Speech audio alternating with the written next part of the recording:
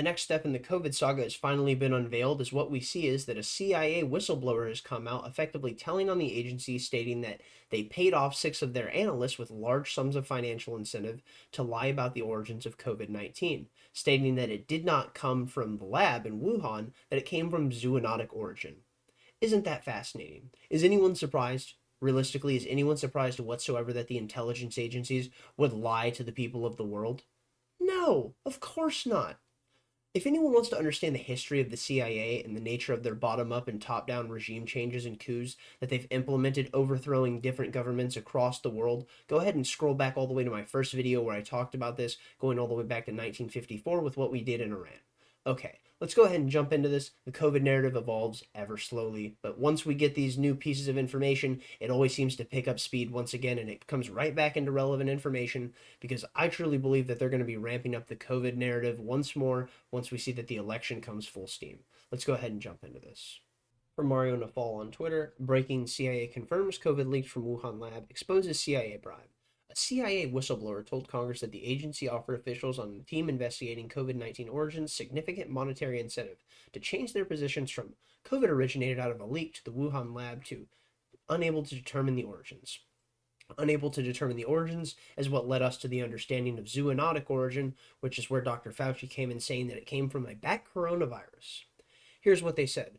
According to the whistleblower at the end of this review, 6 of the 7 members of the team believe that the intelligence and science were sufficient to make a low confidence assessment that COVID-19 originated from a laboratory in Wuhan, China. Fascinating. The 7th member of the team, who also happened to be the most senior, was the one officer who believed COVID originated through zoonosis. Okay, moving down, we see number 1, COVID leaks from Chinese lab. Number 2, the U.S. also funded this lab. Number 3, U.S. agencies worked with medical professionals and Chinese counterparts to lie to the world. Number 4, media globally censor the truth. Number 5, the world calls the truth a conspiracy theory.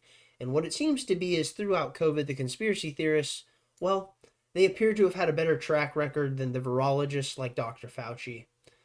I cannot believe it, but are you actually surprised in the end? Like I've said multiple times already, the fact is you cannot trust the establishment, you cannot trust the state. They will lie to you at every end because all they seek to do is achieve their end goal, and I promise you what's best for you is never in their end goal. Let's go ahead and see what Dr. Fauci has to say.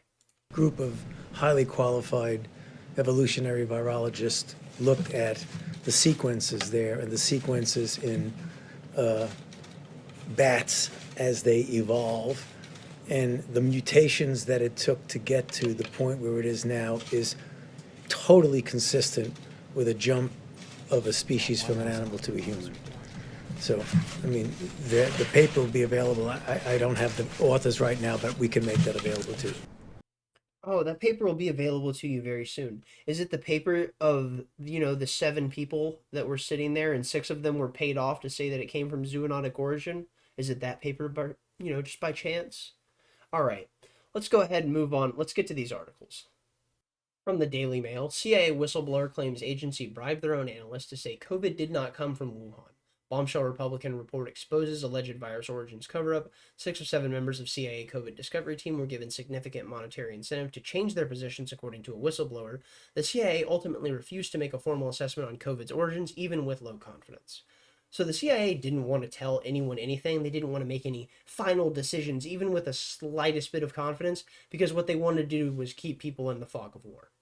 All right, let's go ahead and make a pause about how this is titled. It says, Bombshell Republican report exposes. Why don't the Democrats want to talk about this? The fact that the left is completely avoiding talking about the origins of COVID, unless we're talking about someone like the great Jimmy Dore. Go give him a follow on YouTube. Well worth your time. The Jimmy Dore Show is incredible, genuinely informative, and genuinely funny as well. Alrighty. So what we see is, like it says, the CIA ultimately refused to make a formal assessment. And with that comes a CIA whistleblower that has told Congress the agency bribed its own analysts to say COVID-19 did not originate in a Wuhan lab. According to a veteran senior-level serving agency officer, the CIA assigned 7 officers to a COVID discovery team. At the end of their investigation, 6 of the 7 believed the intelligence pointed to a low-confidence assessment that COVID-19 originated in a lab in Wuhan, China. The 7th member, the most senior on the team, believed it evolved naturally. The other 6 were then given a large and significant monetary incentive to change their position, according to this whistleblower. Alrighty, pause again. It says the seventh member, the most senior on the team, believed it evolved naturally. Did the seventh member believe it evolved naturally on their own volition, or is it that they're the senior member on this team because they are the most ideologically and institutionally captured? And with that comes the fact that they will already be espousing the narrative of the establishment. Okay. It says the CIA ultimately refused to make an assessment even with low confidence. Both hypotheses rely on significant assumptions or face challenges with conflicting reporting, according to the agency. The CIA denied engaging in bribery and said it would investigate the allegations. Okay, what this is going to be is a we investigated ourselves and found out we did nothing wrong situation. It says at CIA we're committed to the highest standards of analytical rigor, integrity, and objectivity. Pause again. It says analytical rigor, integrity, and objectivity. If that was the case and you really cared about these values, you would release the JFK files so we could have more analytical rigor from independent journalists and analysts applying their integrity and their rigor to go ahead and filter through this with an objective lens. But you don't want that. So stop lying. We do not pay analysts to reach specific conclusions. We take these allegations extremely seriously and are looking into them. We will keep our congressional oversight committees appropriately informed, the CIA Director of Public Affairs, Tammy Cooperman Thorpe, said in a statement.